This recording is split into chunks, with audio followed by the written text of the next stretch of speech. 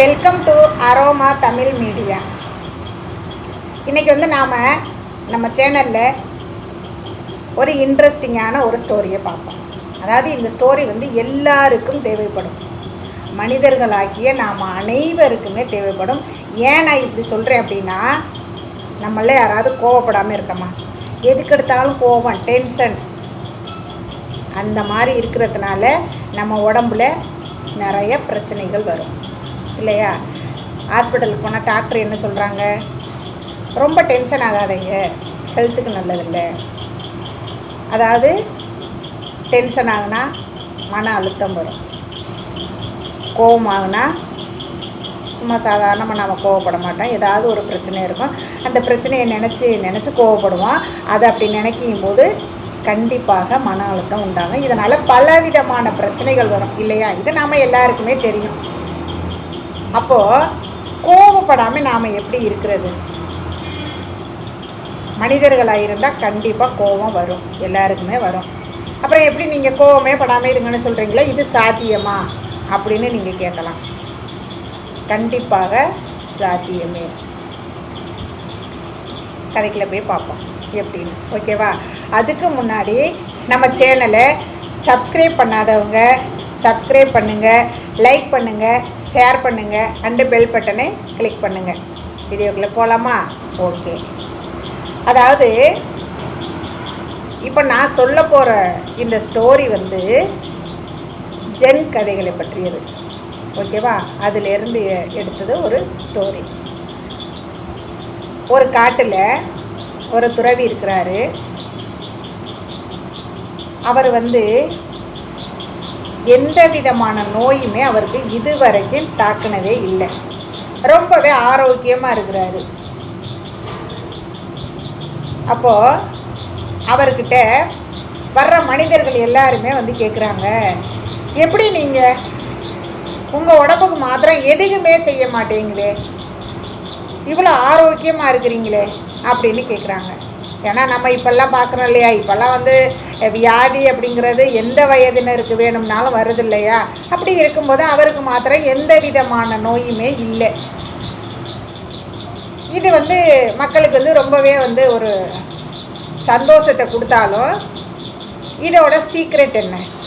நாம் தெரிஞ்சுக்கிட்டோம்னா நாமளும் அதை ஃபாலோ பண்ணிவிட்டு நம்ம ஹெல்த்தையும் நல்லா ஆரோக்கியமாக வச்சுக்கலாம் இல்லையா அப்படின்ட்டு யோசிக்கிறாங்க. அதில் ஒரு மனிதர் வந்து கேட்குறாரு, குருவே, நீங்கள் வந்து எந்த விதமான பாதிப்பும் இல்லாமல் எப்படி இவ்வளோ ஆரோக்கியமாக உங்களோட ஹெல்த்தை வந்து நீங்கள் பராமரிக்க முடியுது? அதை சொன்னீங்கன்னா நாங்களும் ஃபாலோ பண்ணிக்கிறோம் இல்லையா அப்படின்னு கேட்குறாங்க. அப்போ அந்த துறவி சொல்கிறாரு, இது ஒரு பெரிய விஷயமே இல்லை, கண்டிப்பாக நான் சொல்கிறேன்.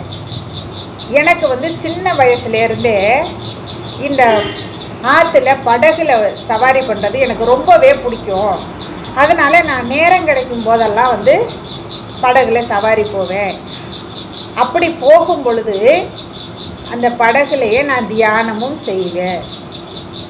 அந்த மாதிரி நான் தியானம் செஞ்சுக்கிட்டு இருக்கும்போது ஒரு நாள் கண்ணை மூடி தியானத்தில் இருக்கும்போது நான் போய்கிட்டு இருந்தேன். என்னுடைய படகை வந்து யாரோ இடித்த மாதிரி இருந்துச்சு. நான் வந்து முழிச்சுக்கிட்டேன். செம்மையாக எனக்கு கோபம் வந்துச்சு. இது யார் இடித்ததுன்னு பார்த்து கண்டிப்பாக அவங்களோட சண்டை போடணும்னு சொல்லிட்டு நான் வந்து கண்ணை திறந்து பார்க்குறேன். ஆப்போசிட்டில் ஒரு காலி படகு, அதுதான் வந்து இந்த படகை இடிச்சிருக்கு. எனக்கு என்ன செய்கிறேனே தெரில. ஒரு நிமிஷம் ஆடி போயிட்டேன். ஒரு காலி படகு வந்து நம்மளை இடிச்சதுக்கா நாம் வந்து இவ்வளோ கோபப்பட்டோம்? அதில் வேற மனசுக்குள்ளே எப்படியெல்லாமோ அவங்களோட சண்டை போடணும், திட்டணும்னு வேற நினச்சோமே. கண்டிப்பாக நம்ம வந்து தியானம் பண்ணிக்கிருக்கிற இந்த போட்டை இடித்தவங்களை நாம் திட்டியே ஆகணும் அப்படிங்கிற ஒரு கோபத்தோடு தான் நான் வந்து கண்ணை திறந்து பார்க்குறேன். ஆப்போசிட்டில் காலி படகு, அது கூட போய் நான் என்ன சண்டை போடுறது? அப்போ தான் வந்து நான் ரொம்ப உணர்ந்துக்கிட்டேன். அன்னையிலேருந்து கோபமே படக்கூடாதுன்னு நான் உறுதிமொழி எடுத்துக்கிட்டேன். இந்த நிமிஷம் வரைக்கும் நான் அதை ஃபாலோ பண்ணிக்கிட்டு இருக்கேன். அதை ஃபாலோ பண்ணும்போது பலவிதமான மனிதர்கள் பலவிதமான சூழ்நிலைகளில் என்கிட்ட வந்து பேசியிருக்காங்க, சண்டை போட்டிருக்காங்க. ஆனால் ஒரு பொழுதும் நான் என்னுடைய உறுதிமொழியிலேருந்து விலகினதே இல்லை. அன்னைக்கு எடுத்த அதே உறுதிமொழியை நான் இன்னைக்கு வரைக்கும் ஃபாலோ பண்ணுறேன். இடையில எத்தனை விதமான பிரச்சனைகள் வந்தாலும் அதை நான் என் மைண்டுக்குள்ளே ஏற்றலை. யார் வேணா என்ன வேணா சொல்லிட்டு போங்க. நாம் நம்மளுடைய மைண்டையும் மனசையும் காலியாக வச்சுருக்கோம். இந்த குப்பையெல்லாம் அதுக்குள்ள போட்டு ரப்ப வேண்டாம். அப்படி இருந்தால் ஒரு பிரச்சனையும் இல்லை. இன்னும் ஒன்று சொல்லுவாங்க இல்லையா, ஒருத்தவங்க பேசுகிறத நாம் உள்வாங்கினா தான் நமக்கு அது வரும், இல்லைன்னா அது அவங்கள்ட்டே போயிடும். இந்த மாதிரி சொல்லுவாங்க இல்லையா. அதனால் என்கிட்ட யார் ஏதாவது ஒரு சமயத்தில் சண்டை போட்டாலோ எதையாவது பேசினாலோ நான் அதை ஒரு பொழுதும் ஏற்றுக்கிறதில்ல. என்னுடைய மைண்டு எப்பயுமே ஃப்ரீயாக ரிலாக்ஸாக இருக்கும். இதுதான் என்னுடைய ஆரோக்கியத்துக்கு நான் ஃபாலோ பண்ணுறது. இதை யாரெல்லாம் நீங்கள் ஃபாலோ பண்ணுறீங்களோ கண்டிப்பாக உங்களுடைய ஹெல்த்தும் ஆரோக்கியமாக இருக்கும், எந்தவித பிரச்சனையும் வராது. இவ்வளவு தான் இதோட சீக்ரெட், இவ்வளவு தான் அப்படின்னு சொன்னாராம். அப்போது உண்மையாகவே நம்மளை டென்ஷனாக்க, கோபப்படுத்த, எல்லாவித பிரச்சனைகளும் மனிதர்களாகிய நமக்கும் வரும். எல்லாத்தையுமே நாம் வந்து இந்த காதில் வாங்கி இந்த காதில் விட்டுட்டு போயிடுவோம்.